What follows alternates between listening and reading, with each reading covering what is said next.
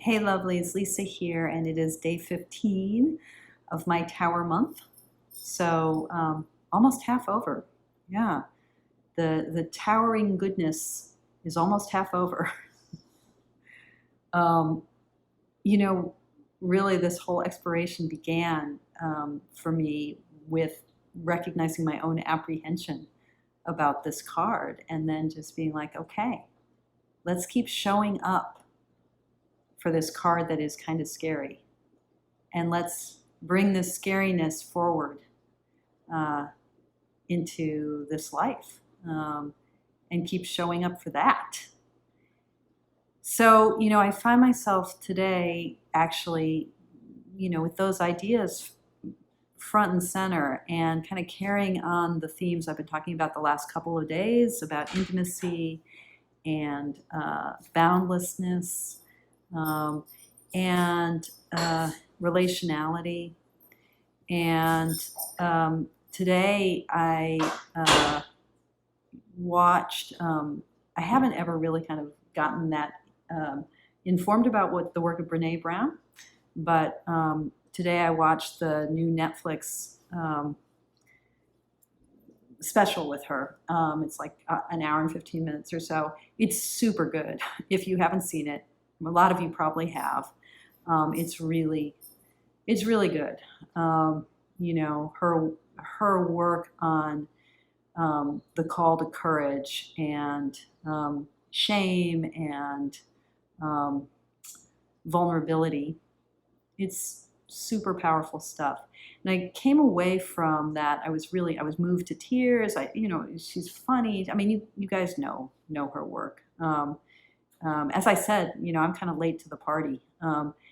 So I was just super moved by what she had to say, and also I was wondering to myself, okay, what if anything is missing in this conversation about vulnerability, and in her framing about courage? Is there anything missing, or is this like, the words I would use, like, is this a complete practice? Will what she's bringing forward, how far will that take us? How far will that carry us? And I guess where I was coming to is that, vulnerability, the risk in some of the ways in which she's helped us frame conversations about vulnerability and courage, and stepping forward and not just being willing to fail, but knowing that if we do reach high, and here think about our tower, if we do reach high, we will fucking fall. It will happen, right? So powerful.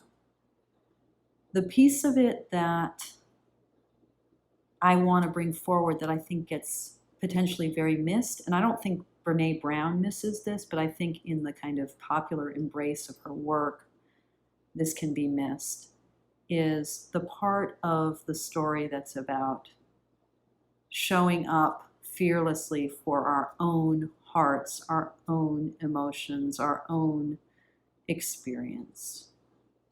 This is not just about reaching to express yourself in the world.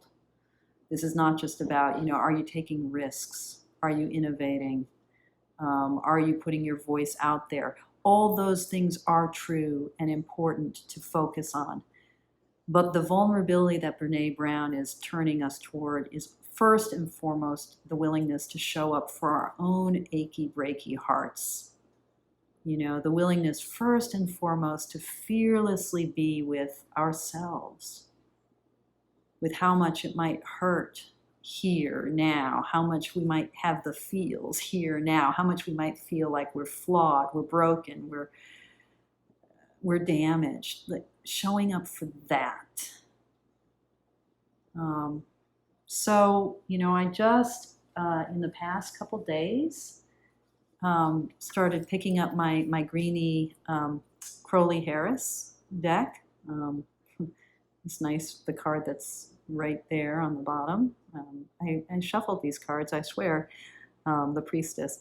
This is a deck that I have not read with in any concerted way since the late 1980s, when I got really freaked out by this deck, my very first tarot deck. was a greenie just like this one, and I got freaked out by it. It was like, I hardly know how to drive a car and you've given me a Ferrari. It just felt like way too much tarot deck. It was scary. And so I burned it. I literally burned my Crowley Harris deck, my tote deck. And I really haven't worked with it in any concerted way since then. But I mean, I own it. I look at it. I love it. I play with it, but I don't really work with it. And I'm reaching a point where, yeah, maybe I want to work with it. So this was the card I pulled. The Hermit. And, you know, the thing that I find so powerful about this depiction, and there's all sorts of, you know, all the esoteric arcane stuff that's in the Crowley Harris deck. And I'm not, you know, I studied about this much Kabbalah, you know, I'm not keen on all of the esoteric correspondences, or I'm not knowledgeable about them. I find them plenty interesting. I'm keen on them, but I'm just not, it's not how I dive into the tarot primarily. So, you know, at least for now, I'm working with this deck much more intuitively and just working with it as yet another lineage of tarot, not its own special system, but just another lineage. And in that context, what I find so powerful about this depiction of the Hermit is the fact that the light is splintering out toward us, and yet the figure is turning away from us. And that sense of being with the light bursting forth from our own lives, our own experience, and yet the need to first and foremost, in order for that light to be released, the need for us to be willing to draw back inside, to start with the self, to start plumbing the depths of our own heart and soul. And there's a way in which I don't know if I can find the card quickly, but there's a way in which the Tower, here we go, in this deck also has a kind of prismatic relationship to light, to the light of this all-seeing eye, to a light that is refracted and splintering and bursting in all sorts of directions at once. So what if the Hermit and the Hermit's willingness to linger in the depths of this human heart, body, mind, what if the Hermit is another version of the Tower? A willingness to be deeply vulnerable, first and foremost, with our own achy, breaky hearts. Anyway,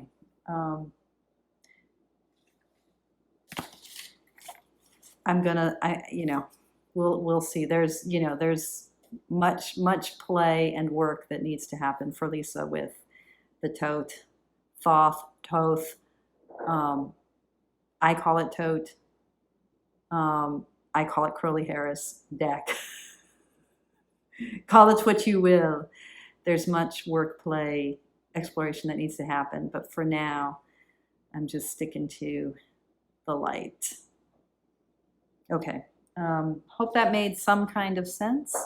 As always, I'm so grateful that you're here, that you're sharing your time with me, and I'm so grateful for your practice. Take care.